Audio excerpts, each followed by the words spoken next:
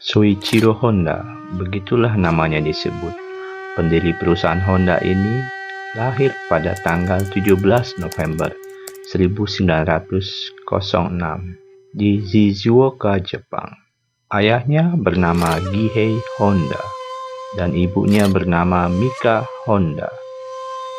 Soichiro Honda memiliki satu orang saudara kandung laki-laki bernama Benjiro Honda. Sejak kecil, Honda sudah memiliki ketertarikan mengenai mesin, terutama mesin mobil. Ia bisa dikatakan cukup cerdas. Namun Honda sering malas bila ia ke sekolah. Saat berumur 16 tahun, ia diketahui tak mau melanjutkan sekolah. Karena ia menganggap sekolah saat itu hanya membuang waktu. Ia hanya ingin mendalami tentang mesin mobil. Akhirnya, ayahnya Gihei Honda yang mengerti betul tentang ambisinya mengenalkan kepada seorang teman di Tokyo bernama Kashiwabara, seorang direktur bengkel mobil bernama Art. Hey, sebelum kita mulai, pastikan kamu sudah tekan tombol subscribe supaya nggak ketinggalan fakta-fakta menarik lainnya.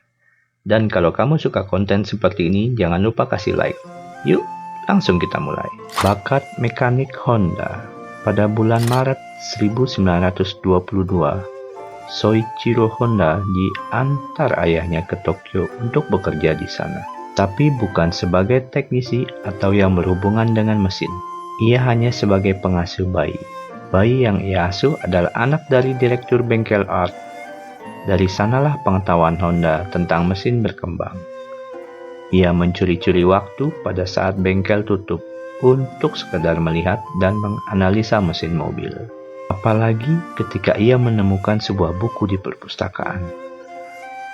Dan ia mengumpulkan uang gajinya hanya untuk menyewa buku tersebut. Buku yang pertama ia baca adalah Sistem Pembakaran Dalam. Pada suatu hari, ketika Soichiro sedang mengepel lantai, ia diajak majikannya untuk membantu di bengkel. Karena hari itu bengkel sedang sibuk dan disinilah ia menunjukkan kemampuannya. Ia membetulkan mesin mobil Ford Model T yang dikeluarkan pada tahun 1908. Dengan pengetahuannya mencuri-curi waktu untuk sekedar mengintip mesin mobil dan ilmu yang ia dapat dari buku, akhirnya ia berhasil membuat takjub para teknisi lain. Pada umur 18 tahun, ia pergi ke kota Morioka untuk membetulkan mesin mobil. Karena masih muda, sampai-sampai penjemput keheranan. "Tuan bengkel Art sedang ke toilet ya?" tanya salah satu dari dua orang penjemput. Karena sangat tidak percaya yang ia jemput hanyalah anak muda berumur belasan tahun. "Sayalah yang Anda maksud. Terima kasih sudah menjemput saya," jawab Soichiro santai. Lucu juga kalau melihat wajah kedua penjemput itu. Ketakjuban para teknisi tidak sampai di situ. Saat ia mulai membongkar mobil pun banyak yang tak percaya ia bisa memasangnya kembali. Tapi ternyata ia berhasil membetulkan mobil tersebut.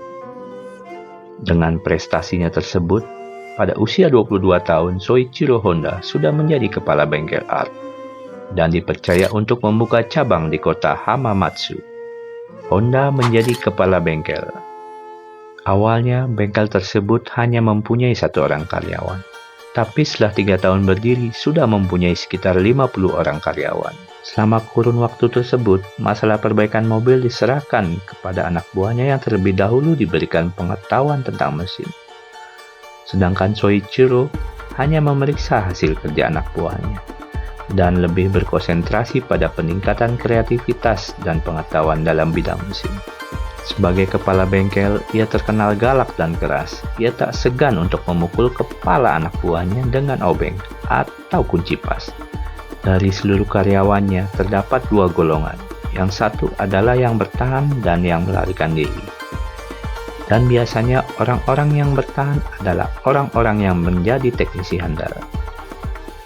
Pada kurun waktu 3 tahun, Soichiro membuat velg mobil yang terbuat dari besi. Di masa itu, velg mobil terbuat dari kayu, sehingga jika digunakan dalam jangka waktu yang lama, poros velg tersebut akan longgar. Pada tahun 1933, Ternyata Soichiro sudah mulai membuat mobil balap dengan tangannya sendiri, yang ia namakan kartis. Nama kartis diambil dari nama mesin yang ia gunakan. Mesin pesawat jenis kartis A1. Dengan mobil buatannya, ia pernah menjuarai balapan, tetapi hanya sebagai navigator, bukan sebagai pembalap. Di tahun yang sama, Soichiro menikah dengan Sachi, seorang wanita berpendidikan. Kehadiran Sachi yang berpendidikan bagi Soichiro yang tidak menjalani pendidikan formal menjadi sangat besar artinya. Sachi tidak hanya berperan sebagai istri, tapi juga guru yang mengajarkan tata krama dan ilmu-ilmu dasar. Tapi yang paling besar artinya adalah bagaimana Sachi mengerti tentang minat Soichiro pada bidang teknik. Kisah inspiratif Soichiro Honda berlanjut pada tahun 1934. Soichiro berencana membuat mobil sendiri, bukan mengambil mesin mobil dari merek-merek terkenal di masa itu. Niat itu pun ia jalani dengan terlebih dahulu membuat rim piston. Di tahun 1935, tepat di samping bengkel Art, ia membuat papan nama pusat penelitian ring piston Art. Ring piston buatan Soichiro selalu gagal, karena ia sama sekali tak mengerti masalah pencampuran logam. Karena ring piston buatannya selalu patah atau menggores dinding silinder. Akhirnya ia datang ke sekolah tinggi Hamamatsu jurusan mesin dan diberitahu bahwa campuran lain yang diperlukan untuk membuat ring piston diantaranya silikon. Dengan informasi yang terima, akhirnya ia punya tekad yang bulat untuk melanjutkan sekolah. Walaupun saat itu Soichiro sudah berumur 28 tahun. Akhirnya 3 tahun kemudian, tepatnya tanggal 20 November 1937, ring piston berhasil dibuatnya. Dan pada tahun 1938, ia mendirikan pabrik pembuatan ring piston bernama Tokai Seiki. Sedangkan bengkel yang ia kepalai diserahkan kepada anak buahnya untuk dikelola. Bengkel yang ia dirikan akhirnya berproduksi secara resmi pada tahun 1941. Setelah ada investor dari Toyota, perusahaan yang didirikan oleh Sakachi Toyoda pada tahun 1945 saat Perang Dunia Kedua berkecamuk. Bengkelnya kala itu hancur dibom oleh pihak sekutu, dan Jepang juga kalah dalam perang. Putus asa dan hampir menyerah, dan hidup Soichiro menjadi terlunta-lunta. Ia tak mengerjakan pekerjaan apapun saat itu. Tidak ada niat lagi untuk membangun pabrik. Bahkan ia hanya ingin belajar bermain suling saat itu. Honda bahkan terlihat hampir menyerah. Di masa setelah perang, di mana benda-benda masih sangat langka, justru industri tekstil berkembang sangat pesat saat itu. Dan saat itu Soichiro berpikir bagaimana membuat mesin tenun yang lebih canggih dari yang saat itu. Ia pun mendirikan pabrik pembuatan mesin tenun yang akhirnya terhenti karena kurang modal. Sepeda motor pertama Honda. Saat pabrik yang ia buat terhenti, ada seorang teman menawarkan mesin pemancar radio bekas kegiatan perang yang ternyata berjumlah 500 buah. Dan Soichiro diminta untuk memanfaatkan mesin tersebut. Setelah melihat sepeda, ia pun berniat membuat sepeda motor dengan mesin pemancar radio. Cara mengendarai sepeda motor saat itu juga sangat berlainan dengan yang ada sekarang. Pertama-tama mesin harus dipanaskan dengan api dan digenjot minimal 30 menit, baru mesin bisa digunakan. Tapi tetap saja laku keras, dan kapasitas produksi saat itu 1 unit lebih dalam 1 hari. Dalam setahun saja 500 buah pemancar radio habis. Dengan prestasi tersebut, Soichiro terus mengembangkan mesin sepeda motor dan berhasil menciptakan sepeda motor yang dinamakan Dream D. Setelah membuat mesin A, B, dan C, motor buatan Soichiro ini adalah mesin 2 tak dengan 98 cc dan kecepatan maksimum hanya 50 km per jam. Bersamaan dengan akan dipasarnya Dream D, seorang marketing hebat bernama Fujisawa ikut menggabungkan diri dengan Soichiro dan membangun pabrik pembuatan sepeda motor. Kemudian selanjutnya kehadiran Fujisawa membawa perubahan besar terhadap perusahaan bernama Honda. Sebelum Dream D dipasarkan, Fujisawa menguji coba motor tersebut kepada masyarakat.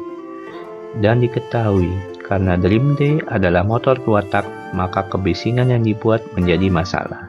Dan dengan demikian Fujisawa memaksa Soichiro untuk membuat mesin patak yang sedikit suara kebisingan.